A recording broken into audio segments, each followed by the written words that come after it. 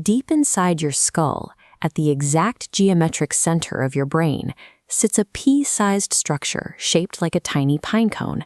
It possesses two rare traits.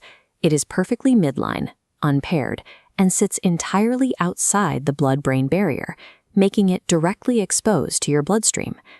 In 1649, the philosopher René Descartes reasoned that because this gland was the brain's singular, unpaired point, it must be where the immaterial mind interacted with the physical body. He named it the seat of the soul. Long before Descartes, disconnected cultures independently pointed to this same region. Hindu traditions identified it with the Ajna chakra, or third eye, while Egyptian iconography used the Eye of Horus to represent the same anatomical neighborhood. These ancient frameworks lacked modern neurobiology, but they correctly identified a conductor that manages the complex machinery of human time. In many primitive vertebrates, the third eye is a literal photosensitive organ. The tuatara possesses a parietal eye equipped with a real lens and retina-like photoreceptors to track seasons and time through the top of its skull. Over millions of years of mammalian evolution, we lost that direct light sensitivity. The human version evolved into a purely endocrine gland that relies on indirect light signals passed from our retinas through the brain's circadian clock. When your retinas detect darkness, two enzymes inside the gland, AANAT and HIOMT, activate. They capture the serotonin in your system and convert it into melatonin. Melatonin acts as one of the body's most potent endogenous antioxidants. It crosses cell membranes to hunt down the free radicals that damage DNA, creating a chain reaction that neutralizes multiple cellular threats at once. This nightly chemical wash protects the brain from decay. In animal models, melatonin treatment suppresses the buildup of amyloid plaques and stops the tangling of tau proteins, the two primary markers of Alzheimer's disease.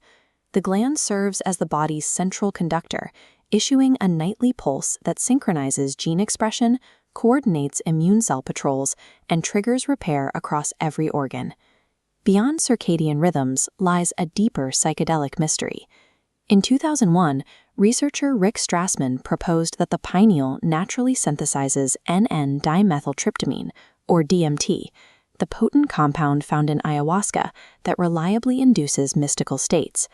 This remained a hypothesis until 2013, when researchers Barker and Borjigan successfully detected endogenous DMT in the pineal glands of living rats.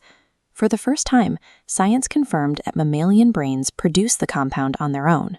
In 2019, Borjigan's lab mapped the enzymes required to build DMT and found them far beyond the pineal, extensively distributed across the cortex and hippocampus, the regions responsible for memory and perception. A 2023 study found that during cardiac arrest, DMT levels surged in the dying brains of rats.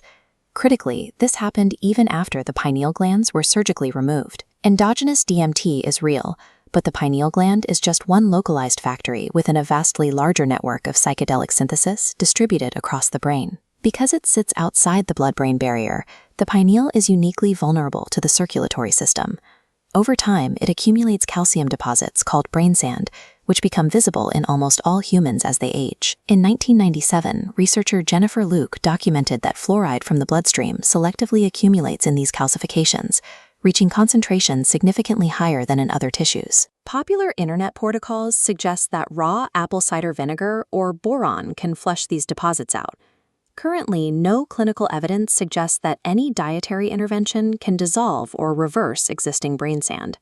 While calcification is a documented anatomical feature, the focus on unproven chemical detoxes often ignores the verified environmental threats to the gland's function. The modern artificial light environment is the primary disruptor of pineal function. Screens emit short wavelength blue light that tricks the brain into thinking it's daytime, actively blocking the brain's synthesis of melatonin. This chart shows the biological cost. Pre-electric biology followed a healthy peak of melatonin during the night. Today, late-night screen exposure flattens and delays that curve, depriving your cells of their repair cycle. Supporting this system requires circadian hygiene, immediate morning sunlight exposure to set the biological clock, dim, warm lighting in the evening, and absolute blackout conditions for sleep. You cannot buy a supplement to bypass this ancient machinery. biology requires honoring the light and dark cycles the gland evolved to detect. Descartes, Strassman, and the Vedic traditions each pointed toward the center of the brain for a reason. By conducting the nightly rhythm of every cell in your body, the pineal gland makes our physical reality as integrated and coordinated as any myth suggests.